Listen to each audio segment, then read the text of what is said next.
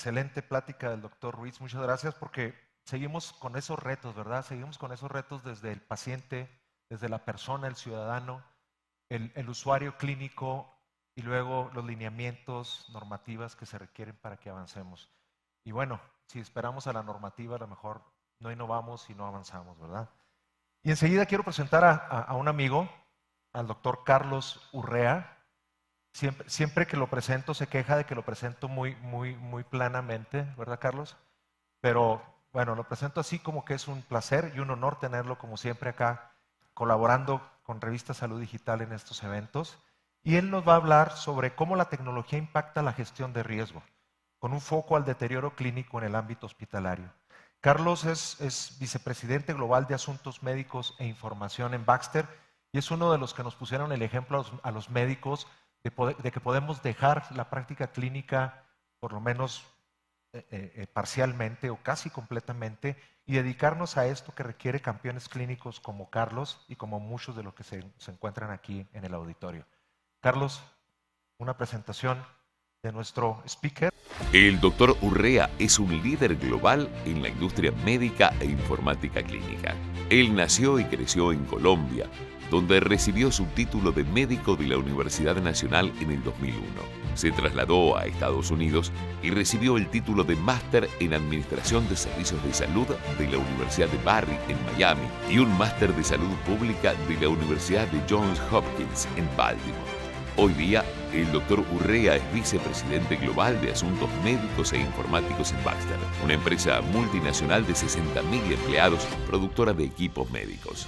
En Baxter, el Dr. Urrea es responsable de supervisar las actividades de investigación clínica, orienta el desarrollo de productos nuevos y dirige la estrategia de salud digital. Por Salud Digital, le da la bienvenida a Carlos Urrea.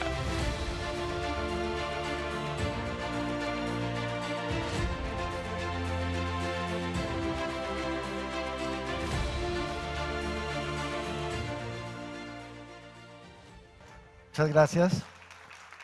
Siempre molesto con Víctor porque cuando veo esa presentación yo siento que voy a subir al escenario a que me den un Oscar o algo así. Este tipo, el acento argentino, todo, hay algo magnífico respecto a esa presentación.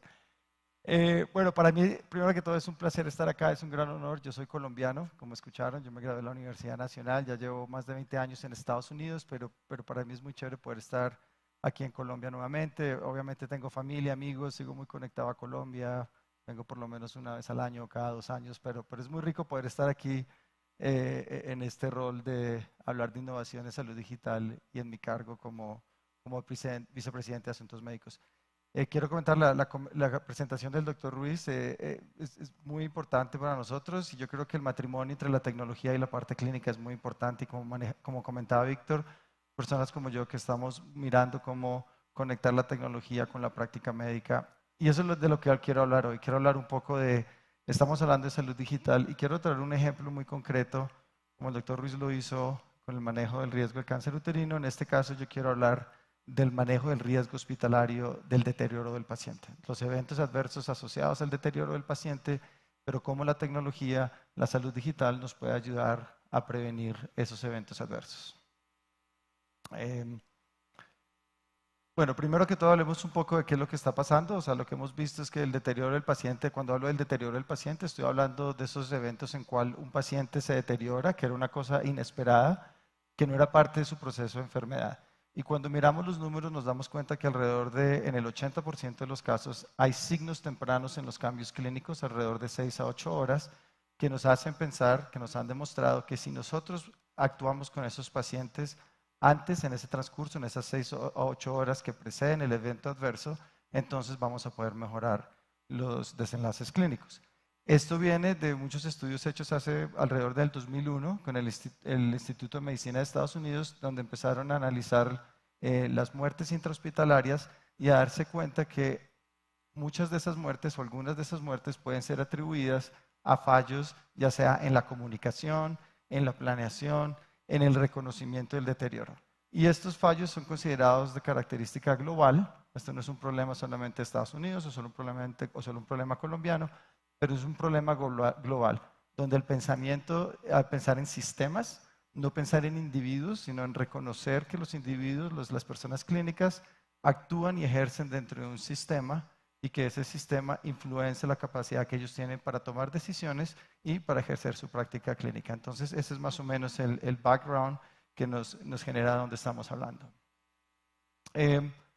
Ahora bien, hablemos un poco del riesgo hospitalario. ¿A qué me refiero con el riesgo hospitalario? Este podría ser cualquier paciente, digamos que soy yo, entonces el paciente está hospitalizado y hay un transcurso de hospitalización. Este es el transcurso normal de cualquier paciente. En algún momento un paciente puede tener un evento agudo y ese evento agudo va a aumentar su riesgo de mortalidad. Y sobre todo si no intervenimos en ese momento, si no manejamos ese evento agudo, el riesgo de mortalidad del paciente va a aumentar. Entonces, cuando hablamos del concepto de un sistema de vigilancia, estamos hablando en la capacidad de la institución para mantener una visión de los pacientes y mirar cómo se está manejando el riesgo a través de esa estancia hospitalaria. Este concepto no aplica exclusivamente al deterioro del paciente, se puede aplicar a otras cosas como caídas, como úlceras de presión, en fin, es un concepto que se maneja en cuanto al sistema de vigilancia. Si hablamos específicamente en cuanto al deterioro del paciente y cómo evitar ese deterioro cuando hay un evento agudo, vamos a introducir este concepto de los equipos de respuesta rápida. Entonces, el equipo de respuesta rápida es una intervención del sistema de vigilancia intrahospitalario para mejorar y intervenir cuando el paciente está inestable y mejorar la mortalidad consecuentemente. Entonces, a eso me refiero cuando hablamos con un sistema de vigilancia y con la capacidad de tener estos equipos de respuesta rápida para mejorar.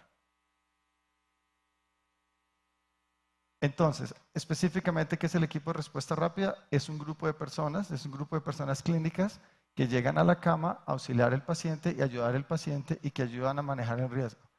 Una de las características que es muy importante de este equipo de respuesta rápida, y me gusta usar esta diapositiva para diferenciar lo que llamamos un equipo tradicional de la respuesta cuando hay un paro cardiorrespiratorio. Entonces yo digo que este es el equipo tipo película, el que todos estamos acostumbrados, que hacen un código azul, llega una cantidad de gente corriendo y con presiones y llevan la camilla y la persona encima y hay mucho drama y televisión y cortan a comerciales justo antes de que sepan lo que va a pasar. Entonces este es el equipo de código azul.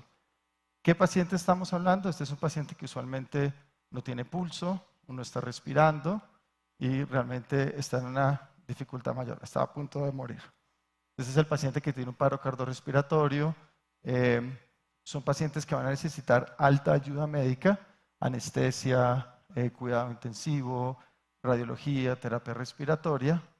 Y porque son casos tan agudos, tan críticos, son casos que a pesar de lo que veamos en televisión, en realidad no pasan con tanta frecuencia. Son casos donde se activan alrededor de 0.5 a 5 veces por cada 1000 admisiones y tiene una mortalidad muy alta, eso sí. Sobrevivir un paro cardiorrespiratorio, lo mismo, independientemente de lo que sea en televisión, la gente no se para y dice, uy, gracias, me siento mejor. No, no funciona así, son una mortalidad muy alta, alrededor del 90%. ¿Qué son los equipos de respuesta rápida? Son equipos que están diseñados para ir a interactuar en pacientes que tienen un cuadro clínico distinto. Vamos a ver presiones arteriales muy altas o presiones arteriales muy bajas. Estamos mirando frecuencias cardíacas, frecuencias respiratorias y queremos que esas personas interactúen con ese paciente a ese nivel más alto. El tipo de enfermedades, sepsis, neumonía, arritmias, son el tipo de cosas que vemos en estos pacientes. También hay un personal que va a socorrer a ese paciente, pero usualmente no va a ser tan numeroso. Y estamos hablando de muchas más activaciones, porque estamos hablando de la capacidad de interactuar en un momento mucho más temprano. Entonces estamos hablando de alrededor de 20 a 40 activaciones por cada 1000 admisiones y la mortalidad en este momento ya es muy baja. Y esa es la intención, ¿cierto? Y como hablaba el doctor Ruiz en su presentación, la idea es últimamente beneficiar al paciente, beneficiar al individuo y lo vamos a hacer a través de la reducción de la mortalidad.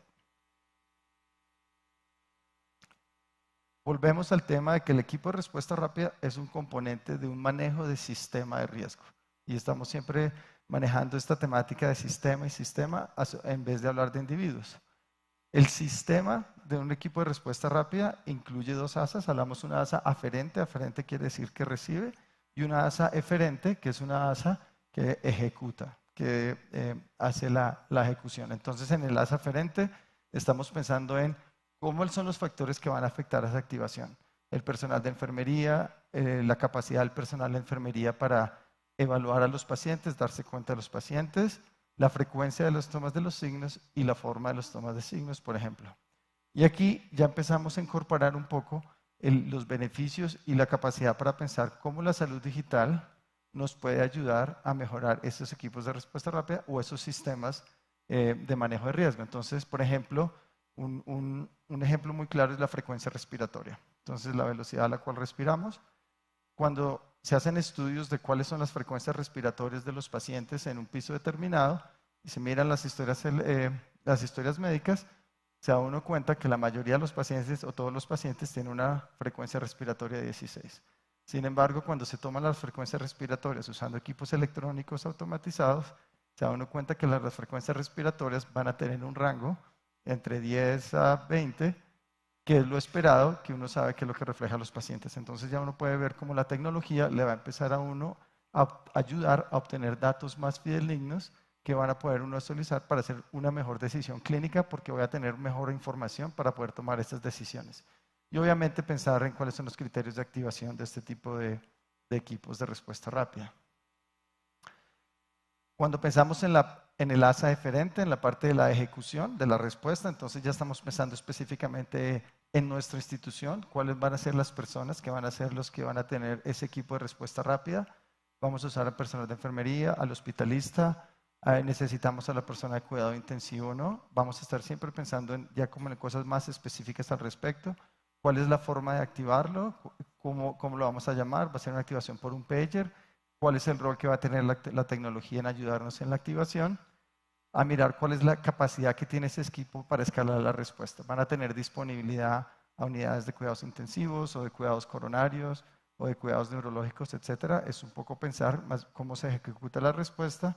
Obviamente la documentación, como estamos hablando en un sistema digital, queremos que esa documentación sea en una historia clínica electrónica.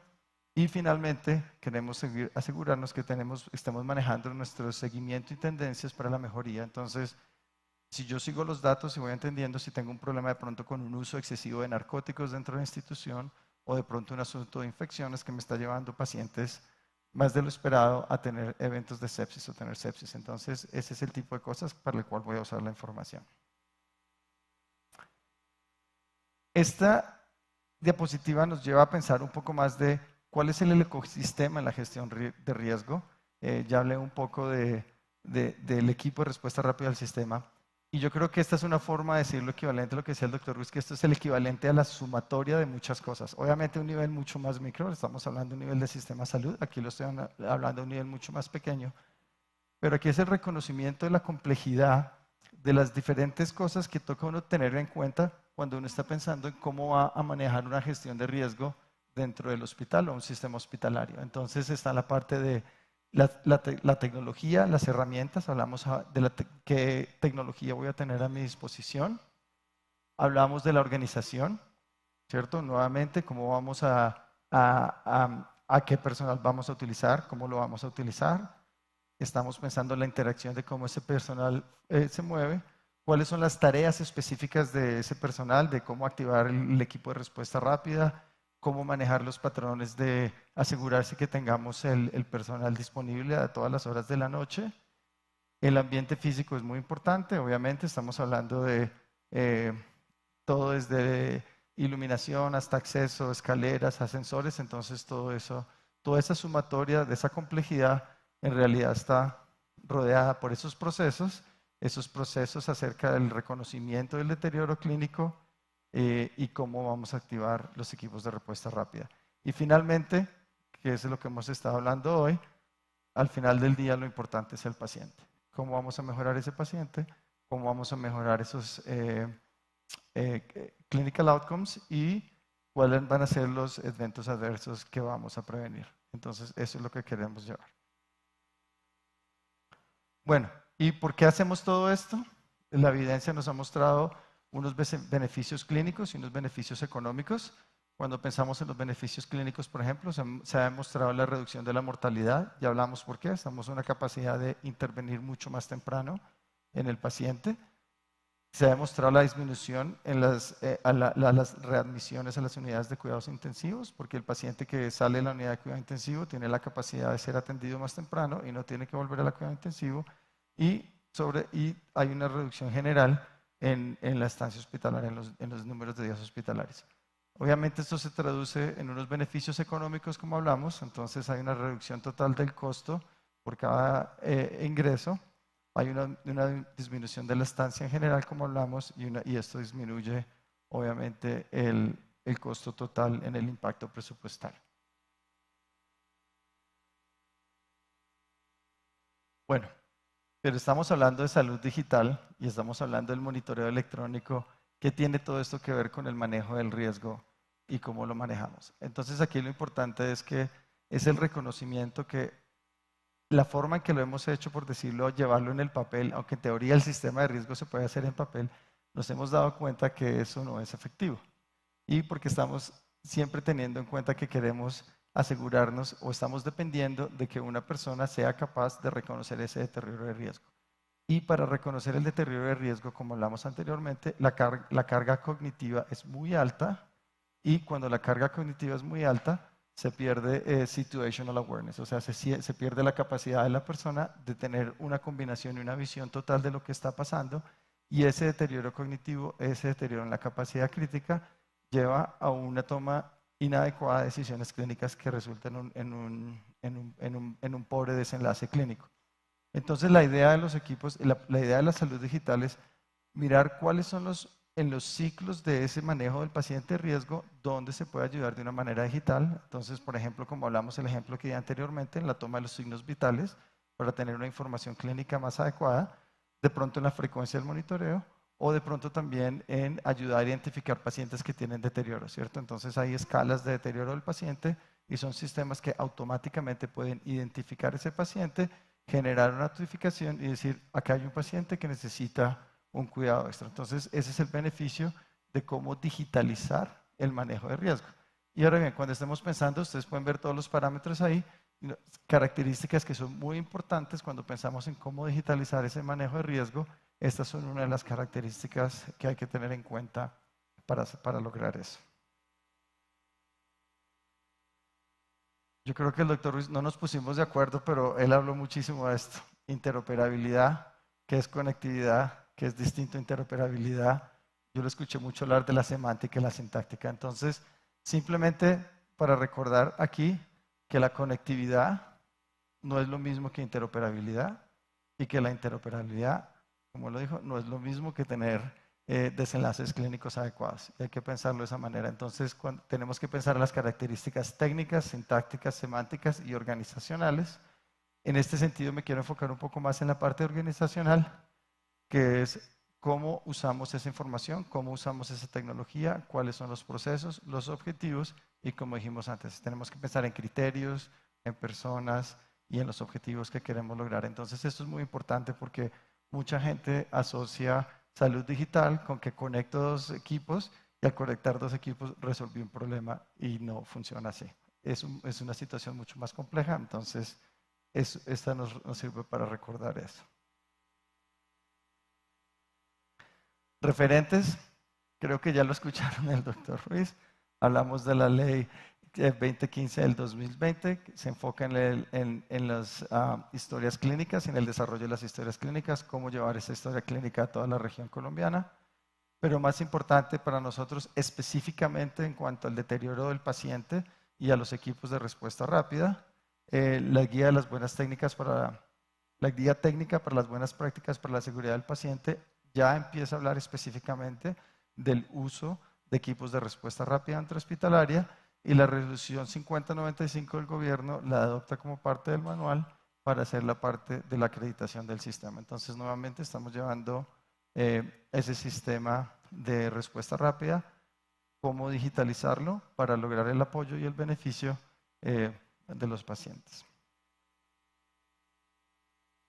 Bueno, y esta es mi última diapositiva, y ya estamos hablando también un poco del como esa visión futura, esa utopía de cómo puede ser el futuro de esa digitalización del manejo de riesgo hospitalario. Y eso puede comenzar inclusive desde antes del hospital. Y nuevamente estoy hablando de una visión muy futura, donde estamos hablando de la información que tenemos de los pacientes, de sus interacciones con las clínicas fuera del hospital, con el uso de sensores, de relojes, etcétera, que están monitorizando las frecuencias cardíacas, las frecuencias respiratorias, de pronto también monitorizando los hábitos del paciente. Esa información se puede utilizar dentro del hospital de una manera preventiva para evitar el deterioro y manejar el ciclo. Entonces, nuevamente, cuando estamos pensando en un mundo realmente conectado, realmente interoperable, entonces existe una posibilidad mucho mayor de hacer un manejo de riesgo. Para hacer eso, necesitamos el apoyo de las decisiones clínicas. Ya está establecido que la mente humana simplemente no es capaz de manejar toda la información que llega así. Estamos hablando, por eso hablamos anteriormente de la carga cognitiva y de situational awareness. Entonces, aquí las partes de Big Data y Artificial Intelligence y todo el tipo de cosas que pueden eventualmente ayudar a la salud estarían ahí. Y nada de esto se puede lograr sin el empoderamiento del paciente y la participación activa del paciente en su salud, donde tiene conocimiento de la enfermedad, capacidad de manejar, prevenir la enfermedad y también de hacer los cambios en el comportamiento que son necesarios para los pacientes para tener esos desenlaces clínicos que todos queremos. Bueno, con esto acá mi presentación. Vamos a dejar, Víctor. Gracias. Gracias. Gracias, Carlos. Tenemos un espacio para preguntas para Carlos, si en el público hay alguna cuestión que quieran platicar con él.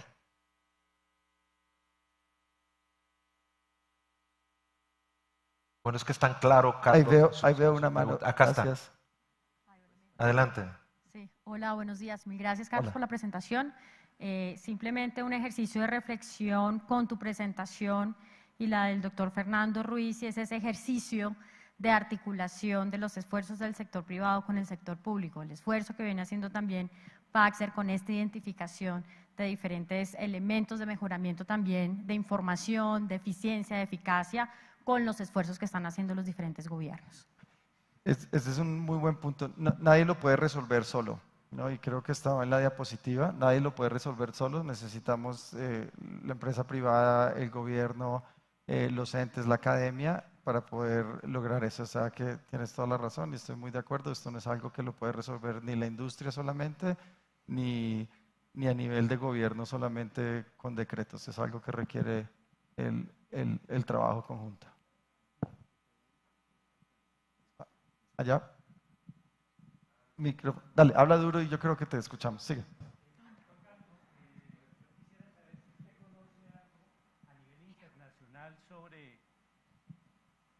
Bueno, mi nombre es Jorge Arevalo. Doctor, Ándale. yo quería conocer si en algún momento usted conoce algo a nivel internacional sobre la estandarización de la historia clínica de los pacientes. Sí, no es fácil, hay muchos aspectos a la estandarización, ¿cierto? Entonces, hay un aspecto tecnológico de transferencia de información, entonces ese es el tipo de trabajo que hace Víctor. Entonces, ¿cuáles son las características técnicas de cómo la información se tiene que enviar de un lugar a otro? De hecho, es esa presentación que yo vi cuando hablamos de interoperabilidad, de la sintaxis, la semántica. Hay otros esfuerzos, uno de los patrocinadores se llama SNOMED acá, que están hablando de cómo vamos a estandarizar la semántica. Entonces, cuando yo diga neumonía en Colombia, o digamos en Bogotá, es la misma neumonía de Medellín y Cali, etcétera, etcétera. Y eso se aplica a la neumonía en Estados Unidos versus Colombia versus Europa. Entonces, sí, hay muchas organizaciones trabajando en cómo estandarizar la historia clínica, pero todos la están tomando desde puntos distintos porque es necesario, porque hay una parte técnica de cómo se envía la información y también hay una parte semántica muy importante de que se entienda que la información significa lo mismo. Es el ejemplo que puse ahí, planta como una fábrica o planta como parte de un vegetal del reino animal, entonces del reino vegetal. Entonces, sí existen y hay varias organizaciones y después podemos hablar de cuáles son. Creo que estamos. ¿Listo? Muy bien. Allá. Una más, perdón. Hola, hola. Sí. Hola, buenos días, doctor Hola. Carlos. Mi nombre es Mauricio Fallat, trabajo en Procalidad, soy arquitecto de soluciones. Mi pregunta es, todos esos dispositivos que ustedes tienen de pronto desplegados en el mundo para todo este tema de salud médica, de alguna manera hoy ya tienen interconexión, digamos, a través de IoT o algún sistema que permita centralizar toda la información de ese tipo de pacientes, o están avanzando en ese camino? La respuesta corta es, estamos avanzando ese camino, porque como hemos aprendido todos, digamos que la capacidad técnica está ahí, donde los equipos son capaces de mandar información, decir, hola, yo soy una cama, hola, yo soy una máquina de diálisis y estoy en tal lugar, ¿no? Pero poder decir estoy en tal lugar depende de cuál es el entorno, digamos, técnicamente hablando, arquitectónicamente hablando del entorno para que la máquina se pueda ubicar con respecto al hospital, a la organización. Entonces, técnicamente eso existe, pero para que eso sea efectivo en la forma en que tú lo estás pensando, todavía falta mucho, porque se necesita un ambiente arquitectónico, tecnológico que le permita relacionarse y le permita a quien reciba la información y le vuelva a mandar información. Pero la tecnología está ahí. Y hay compañías de integración.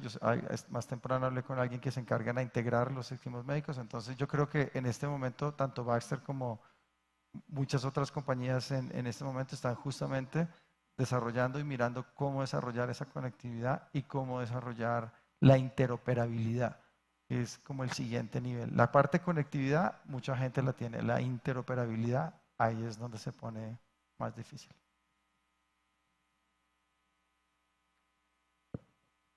Muy bien. Parece que ahora sí. Sí.